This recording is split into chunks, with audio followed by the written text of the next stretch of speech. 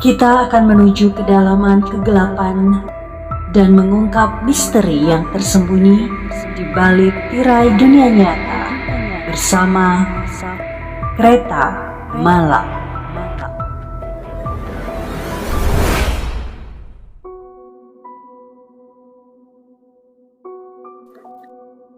Kali ini saya akan mengajak Anda untuk menuju kisah Mudik Horor bagian 4. Kisah ini bersumber dari Arvizon.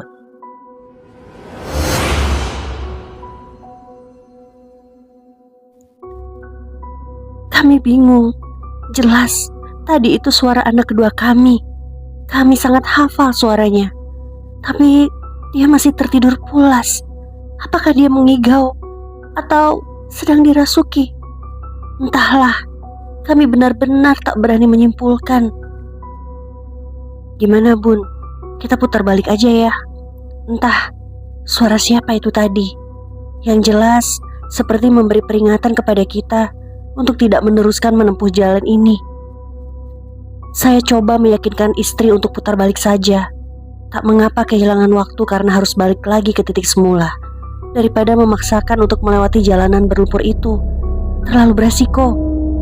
Iya ya, kita putar balik aja. Istri saya akhirnya setuju.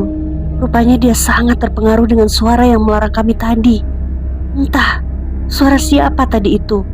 Yang jelas bermaksud menyelamatkan kami. Barangkali itu yang ada dalam pikiran istri saya.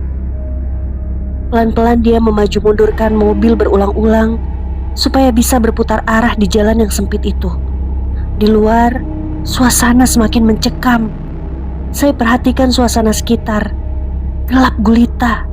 Tak ada cahaya sama sekali selain sorot lampu mobil kami. Bayangan hutan terlihat hitam pekat karena tidak ada temaram cahaya bulan sama sekali. Sejak dari Batu Raja tadi, cuaca memang mendung dan gerimis turun hampir di sepanjang jalan yang kami lewati. Setelah sempurna berputar arah, mobil kembali berjalan ke arah kami datang tadi. Saya kembali mencermati Google Map untuk memandu istri menyetir. Sekilas saya perhatikan wajah istri, mencoba menakar suasana jiwanya saat ini. Saya simpulkan dia masih cukup tenang, walau tak bisa ditutupi rona-rona kekhawatiran dari air mukanya. Kami harus kembali ke titik awal, yaitu persimpangan tempat kami berbelok ke kanan di kota Batu Raja.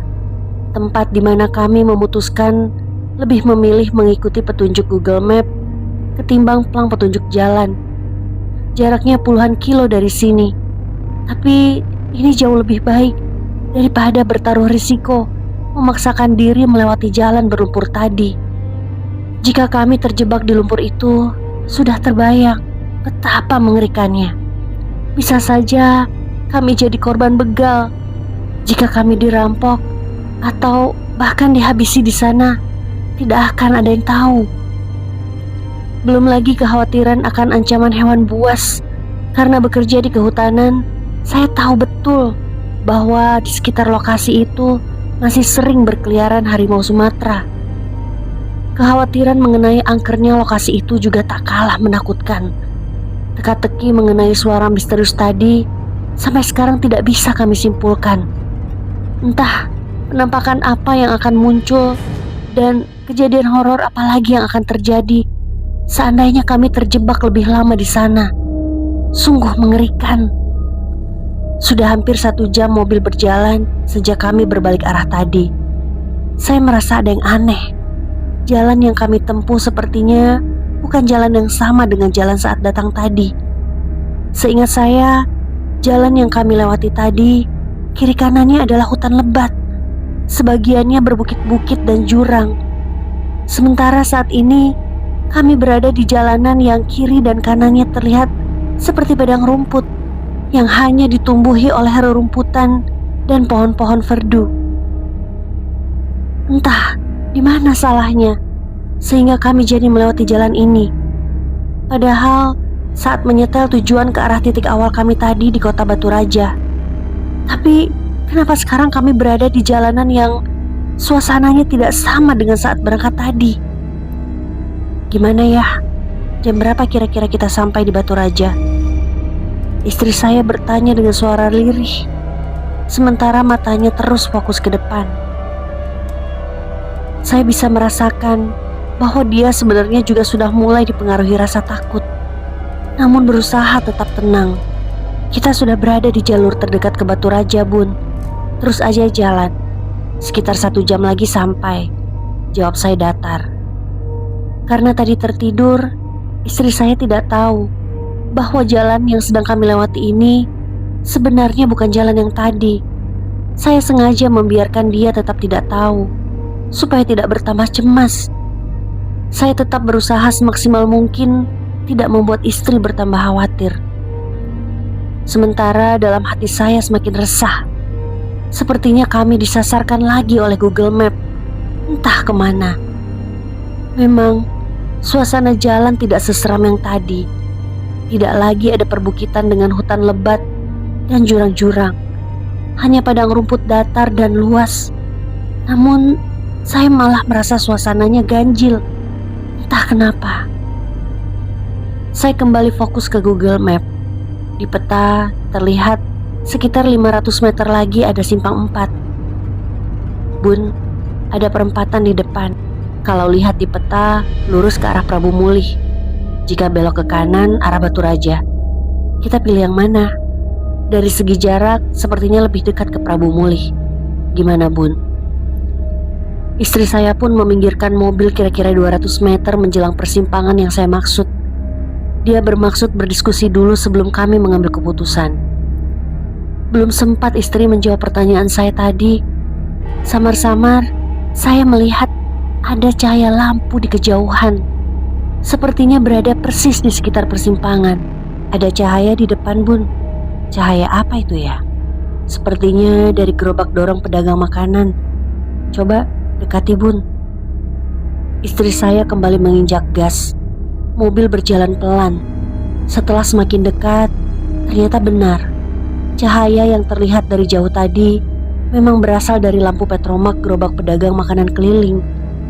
Mobil kami berhenti kira-kira 30 meter dari gerobak itu.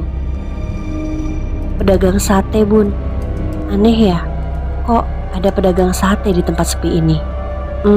Iya sih, tapi mungkin lokasi ini sudah dekat pemukiman ya. Bisa jadi pedagang itu jualan untuk orang-orang yang membutuhkan makanan untuk sahur.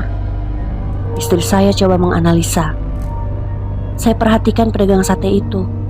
Dia terlihat sibuk mengipas-ngipas daging sate dan sama sekali tidak terpengaruh dengan kehadiran kami.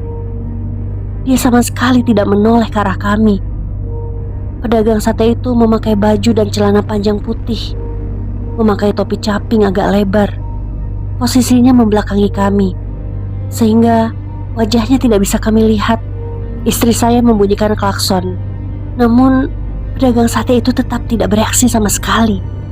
Masih saja asik mengipasi sate. Asap pembakaran daging sate terlihat mengepul kemana-mana. Yah, coba ayah turun, tanyain arah jalan ke tukang sate itu, supaya kita ada kepastian, tidak hanya mengandalkan Google Map aja. Saya agak ragu, karena rasanya tidak logis ada penjual sate di tempat sepi begini. Argumen istri saya tadi juga tidak sepenuhnya masuk akal. Saya perhatikan lokasi persimpangan itu. Benar-benar tidak ada apa-apa. Hanya persawahan yang membentang luas. Tidak terlihat tanda-tanda ada pemukiman tak jauh dari situ. Sejauh mata memandang, tak satu pun terlihat cahaya yang berasal dari penerangan rumah. Tapi kemudian terpikir juga bahwa kami memang perlu informasi langsung dari orang yang tahu daerah sini. Saya merasa Google Map memang tidak bisa dipedomani lagi. Terbukti dari tadi kami sudah nyasar kemana-mana gara-gara hanya mengandalkan Google Map. Akhirnya saya putuskan untuk mengikuti saran istri. Baiklah, ayah akan tanya penjual sate itu. Saya pun turun dan berjalan perlahan mendekat ke arah gerobak sate. Baru beberapa meter melangkah, saya berhenti dan tertegun. Nantikan kelanjutan kisah ini pada episode berikutnya. Ikuti terus perjalanan kereta malam, karena mungkin saja akan membawamu pada kisah yang sama.